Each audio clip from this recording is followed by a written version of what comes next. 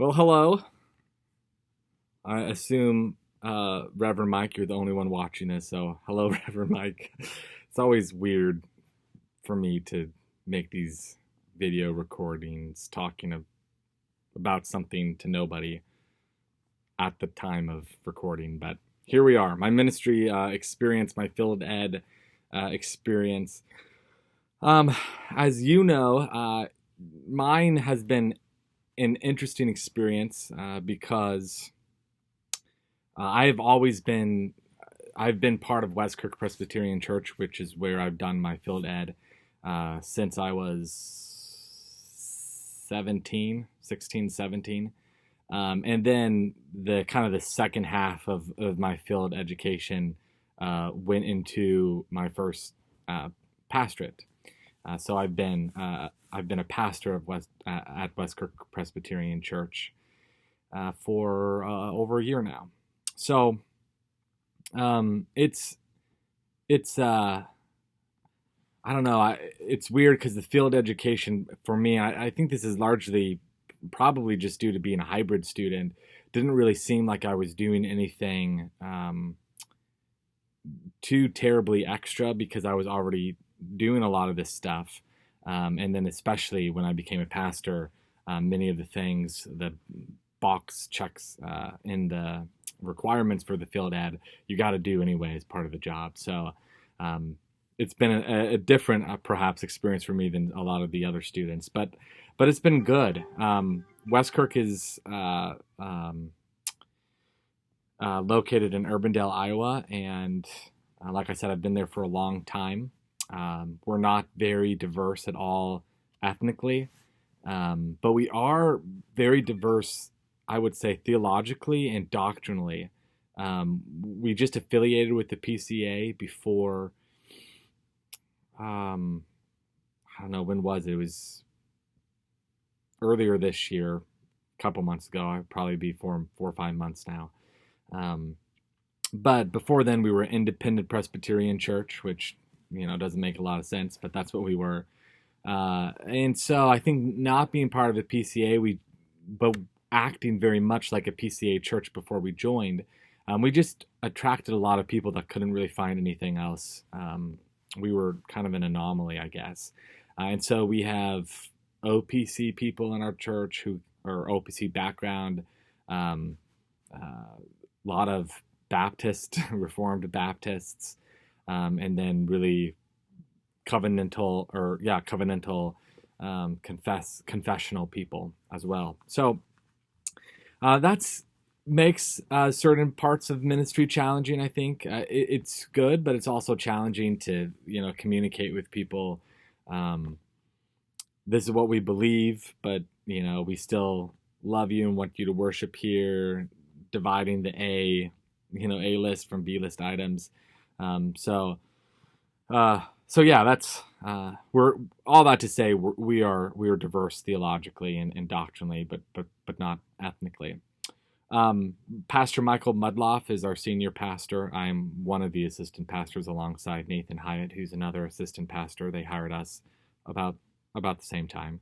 And Michael is a dear friend, but also a mentor and a supervisor and a boss. But I love him dearly. He's been my pastor for many years now and is a great mentor. I think one of the reasons why the field education with RTS for me is such a positive experience is because of him. When I first brought him, hey, I need to make sure I'm doing all of these things, he made sure it happened right away. So that's been wonderful. He's always open for me to sit underneath him. If he's doing something that he doesn't even really think about asking me to come along with him, if I say, hey, can I come along with you? He's always willing and happy to have me along. So far as it's not a sensitive issue in which the other person doesn't want me there. But most of the time that's not the case. So he's been wonderful. We have a couple part-time people. Benet is our children's director. She's part-time. Full-time is the other assistant pastor, Nathan. And then we have a part-time office coordinator, Debbie. those are my main staff interactions, and they've all been really wonderful to work for. I only got 20 minutes here. I'm 5 minutes in, so I'm going to get into some of this other stuff. So personal strengths and weaknesses. Um, it's really easy to see all your weaknesses as a pastor. um, Not even as a pastor. I think when you really start working in ministry, it's just a lot easier to see your weaknesses. One, because people let you know, but also I think for me anyway, I have such a desire to do things well. Um, I mean, especially as a pastor, it's such a weighty task. I want to do things well, and so it's really easy to see when I'm not doing things well. So I think the some of my weaknesses, probably my biggest weakness that I see, um, I just have a hard time clearly communicating what's up here to those around me. I often find myself trying to communicate something to a group of people in a meeting or whatever, and they kind of look and nod a little bit, and then 5 minutes later somebody else says the exact same thing that I was trying to communicate, and everybody's like, oh yeah, that's a good thought, or that's a wise thing to think through, and that's frustrating. Now it's okay in the sense that somebody else came to it, but in those moments where, if I'm ministering in a context where there's not that many people, I just need to do a better job of being able to get what's in here out. And some people are just so much more articulate than me. And that's frustrating. I think it's just a frustrating thing personally to not be able to, as clearly and concisely as what you're thinking up here, be able to communicate that to the people around you. Um, uh, Weaknesses in my personal life, I think ministry has shown me, and doing these things specifically in the field education program has shown me how important it is to be filling myself up with personal time spent reading God's word and devotions and praying, outside of I have to do this because I'm preaching, or I have to do this because I'm preparing for Sunday school, or I have to do this because I'm taking a seminary class, but doing it just to nurture my own soul. I'm not as good at that, and that's, I think, gonna really be a bad thing if I don't develop better habits of praying and being in my word, or in God's word, to help me do my job better. So I think I've recognized that weakness early on, not just in the field education here, but as a pastor, really. I think that hit me when I started being a pastor. So I've been working on that, and my prayer life is getting, I think, more consistent, but it's still a weakness. Strengths. I think my biggest strength is just interpersonal interactions with people. I'm not the smartest guy. I'm definitely not the most academic, scholarly person. Um, our other assistant pastor, I would say that I'm not to his level. I'm definitely not to Michael's level. But I do think I have a gift that other people don't have, in the sense of being able to read people well and make them feel comfortable and cared for. Um, I've always been pretty good at that. I think a lot of that comes from my mom, I've watched, and she's just the best at that. And just growing up, I watched her a lot and learned a lot from her. So I'm good at that. I've seen that even more in more of a way than I even expected. Just in the short year of working at Westkirk, I've had two people want me to be involved with the funeral of a loved one, which was to me was kind of a big deal, just in the sense that that's such a hard thing, and I would think that you would want the pastor the most, which maybe that says something about how I'm interacting with these people. Maybe they feel like they know me better than I even realize. But that was confirmation, I guess, that I'm connecting with our people and they're getting to know me and value my ministry. I'm not nearly as bad administratively than I thought I was going to be. I kind of figured I would be just a train wreck in organizing and administering things, and I'm not. So that's actually, I would think, maybe even more of a strength, which is shocking for me even now to say that, because I don't know why, I think it's because I don't like it. Administrative stuff, I just I don't like. And so I think I just figured since I don't like it, I was going to be awful at it. But um, leading small groups, leading committees, leading meetings, doing training for adults and younger people, I've actually done well. And that's been encouraging to me because that's a huge part of being a pastor. And I kind of thought it was going to be my biggest issue. And it's not. It's been going well. Yeah, so those are just a couple of strengths and weaknesses. Challenging personal relationships. Yeah, there are those, aren't there? Um, I would say probably the most challenging relationship I've had has been more or less reconciled. And this relationship started before I even started doing the field ed, but certainly after I was in seminary. Just a guy at church.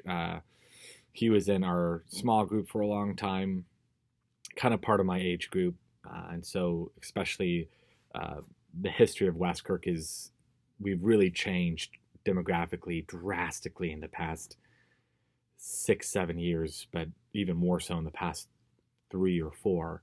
But at the time, about I don't know, a few years ago, there were only certain amount of people my age, and so we kind of would get together and hang out and stuff. And this guy and I, and we still do. We just don't understand each other. Very different personalities. I mean, I don't mean this in a mean way, but I would never want to hang out with the guy. He's just not. I would never want to be friends with him. And so for the sake of brotherly love and the Christian faith, we got along, but we always kind of felt a little tension. There was a couple times where we actually got angry at each other, and so forth. But it's interesting because I don't know, a few months into being hired at Westkirk, he asked to talk to me in my office, and in in true fashion, he said, "Hey, I just got to tell you that for the past few years, I've really just kind of thought that you were just a big jerk." And I was like, "Okay, appreciate the honesty." And then he indicated to me, he's like, "But it seems I realize that you're under a lot of scrutiny. Obviously, the session has been interviewing you. We hired you as a pastor of the church, and so." Which this kind of shocked me that he said this, but he said, I think maybe most of my thoughts about you being a jerk was probably because I was one. So I was shocked, and it was an interesting encounter because I wasn't prepared for it at all.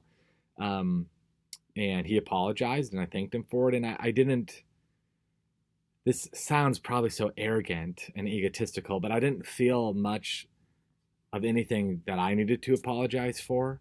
And I don't think he was looking for one, but I said, I appreciate it. Thanks for talking. And that's kind of resolved. And we've had a couple interactions since then, which has been good.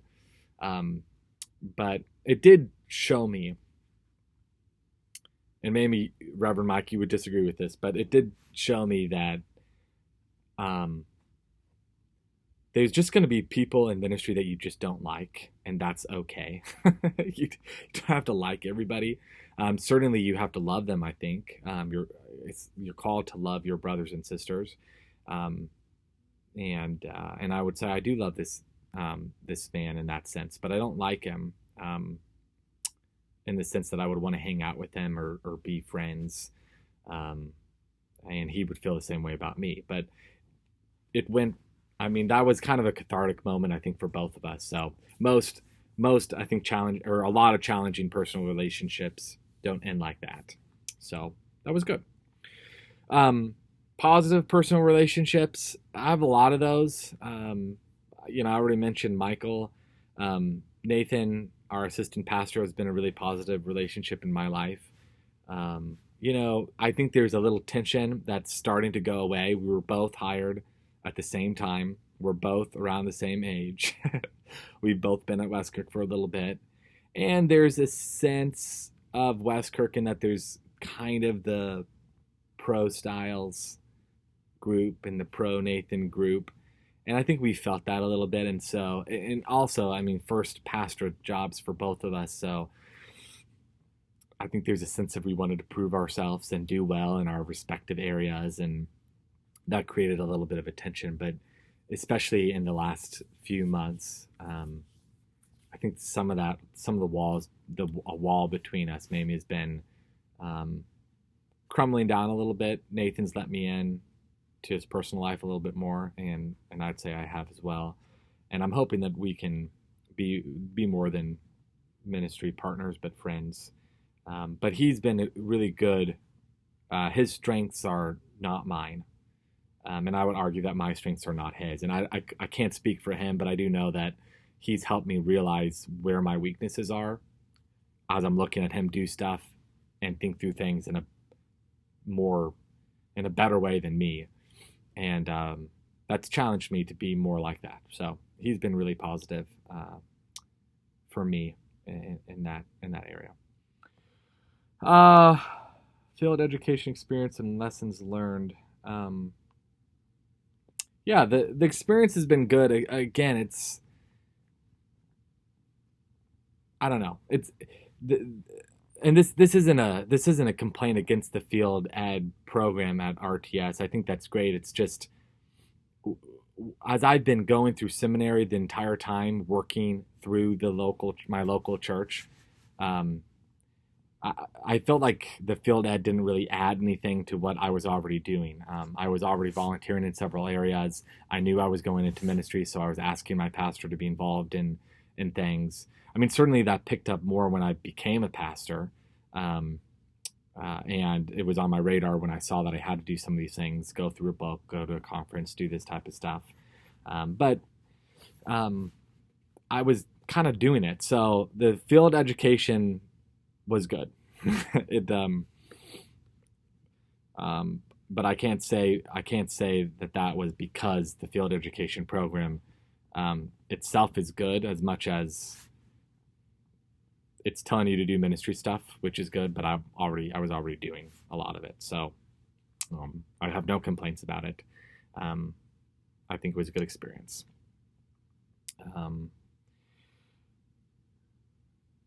Various ministry opportunities. I hit that in kind of the resume or assignment or whatever I sent back to you. I've participated in funerals. I've visited people in hospice. I've done home visits. I've counseled people. I've been involved in almost every aspect of Westkirk's life.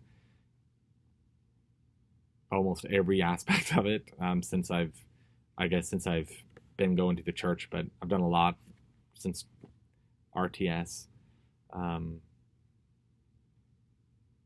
So gone through books, went to conference, did all that stuff. It's been good. And then what could make your field education experience more effective? Again, mine was effective because I was doing all this stuff anyway. I will say, I don't know.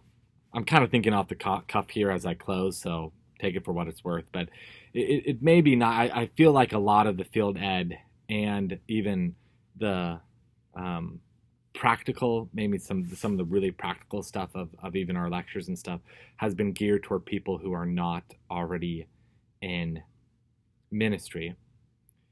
In my experience with hybrid students, almost all of us are already in ministry. That's why we're doing the hybrid program. And so, maybe just looking at that and seeing if there's a couple different ways that you could cater more to guys who are already in ministry. Like we've already sent in resumes and stuff like that. I suppose that's still helpful because, many of us would move to other churches and we're going to have to do it again. But yeah, I don't know. I've enjoyed it. I really don't have too many complaints. It does just seem like it's geared a lot toward the traditional on-campus students, whereas our experience as hybrid students is very different.